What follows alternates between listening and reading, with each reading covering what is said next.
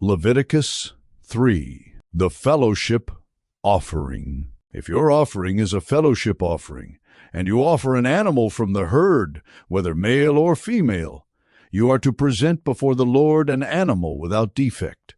You are to lay your hand on the head of your offering and slaughter it at the entrance to the tent of meeting.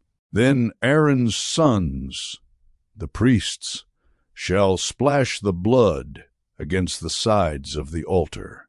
From the fellowship offering you are to bring a food offering to the Lord, the internal organs and all the fat that is connected to them, both kidneys with the fat on them near the loins, and the long lobe of the liver, which you will remove with the kidneys. Then Aaron's sons are to burn it on the altar on top of the burnt offering that is lying on the burning wood. It is a food offering, an aroma pleasing to the Lord. If you offer an animal from the flock as a fellowship offering to the Lord, you are to offer a male or female without defect. If you offer a lamb, you are to present it before the Lord. Lay your hand on its head and slaughter it in front of the tent of meeting. Then Aaron's sons shall splash its blood against the sides of the altar. From the fellowship offering you are to bring a food offering to the Lord, its fat, the entire fat tail cut off close to the backbone, the internal organs and all the fat that is connected to them, both kidneys with the fat on them near the loins, and the long lobe of the liver, which you will remove with the kidneys.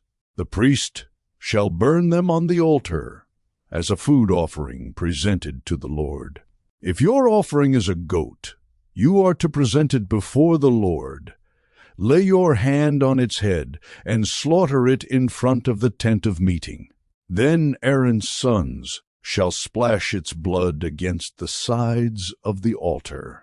From what you offer you are to present this food offering to the Lord, the internal organs and all the fat that is connected to them, both kidneys with the fat on them near the loins, and the long lobe of the liver, which you will remove with the kidneys. The priest shall burn them on the altar as a food offering, a pleasing aroma. All the fat is the Lord's. This is a lasting ordinance for the generations to come. Wherever you live, you must not eat any fat or any blood.